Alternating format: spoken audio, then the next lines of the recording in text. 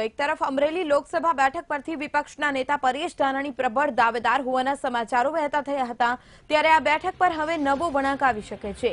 અમરેલી લોકસભા બેઠકને લઈને કોંગ્રેસના જિલ્લા પંચાયતના સભ્યો દ્વારા ગુપ્ત બેઠક યોજવામાં આવી, જેમાં પૂર્વ કેન્દ્રીય મંત્રી મનુભાઈ કોટડિયાના પુત્ર સુરેશ કોટડિયાને ટિકિટ મળે તે માટેના તેમના સમર્થનમાં ચર્ચા કરવામાં આવી। તો બીજી તરફ સુરેશ કોટડિયાનું પોતાનું નામ જાહેર થવાનું હોવાનો વિશ્વાસ પણ તેમણે વ્યક્ત કર્યો અને પોતાનો જનસંપર્ક પણ તેજ કર્યો છે।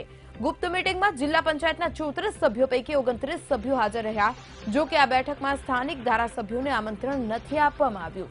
આ મુદ્દે જિલ્લા પંચાયતના પ્રમુખનું કહેવું છે કે એક કાર્યક્રમ અંગે સભ્યો એકત્રિત થયા હતા। તો બીજી તરફ સુરેશ કોટડિયાની દાવેદારીના કારણે હાલ પરેશ ધાનાણી અને પ્રતાપ દુધાતની ટિકિટ કપાઈ હોવાની ચર્ચાએ જોર પકડ્યું છે।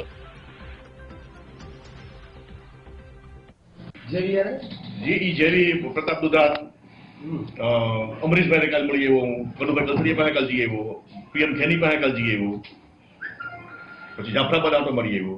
અત્યારે હું જાઉં છું હતા મોહન પાસે જવાનો આજે, જે મારા પપ્પાના જૂના સંબંધો છે ખાલી આશીર્વાદ તો લઈ આવો। એટલી હજી ગામડામાં મનુ બાપાનું જે વાવેલું છે ને એટલું બધું થનગની રહ્યું છે, તમે જોતો ખરા શું થાય। સુરતનું મારું ગ્રુપ છે, 1800 બૂથમાં 1800 ગાડી ઘાલી દઈ, હું તમે જોજો એવડું મારી પાસે ગ્રુપ છે। આ 15 વર્ષમાં સરકારને છતાંય મેં અમારું ગ્રુપ આખું હાંચ્યું છે।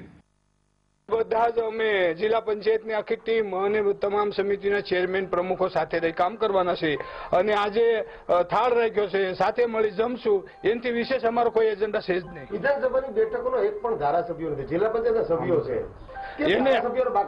એ ધારાસભ્યોને કોઈને આમંત્રિત કર્યા જ નથી। માત્ર જિલ્લા પંચાયતના સદસ્યશ્રીઓ અને તાલુકા પંચાયતના પ્રમુખશ્રીઓને જ અમે આમંત્રિત કર્યા છે। સુરેશ કોટડિયાનું નામ ચર્ચામાં છે, શું કહેશો?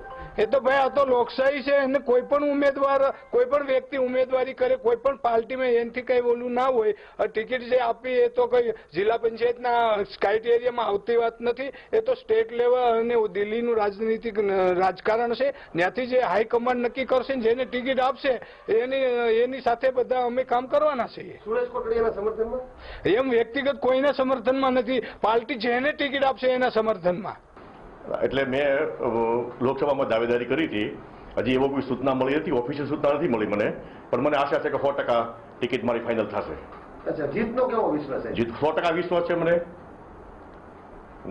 જે પ્રમાણે અત્યારે હાલમાં પ્રશ્ન સળગી રહ્યા છે, બેરોજગારીનો હોય, નોકરીનો હોય, ખેડૂતના ભાવ વધારાનો હોય, ખેડૂતના વીમાનો પ્રશ્ન હોય, આ પ્રશ્નો હું માર્કેટમાં લઈ જવાનો છું ને એના 100% મને વિશ્વાસ છે કે 100% મારી જીત થવાની છે। જિલ્લા પંચાયતના સભ્યો પણ આપના સમર્થનમાં ભેગા થયા છે, શું કહેશો?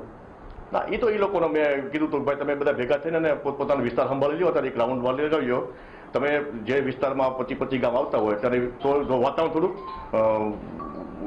ઉગવા મળે।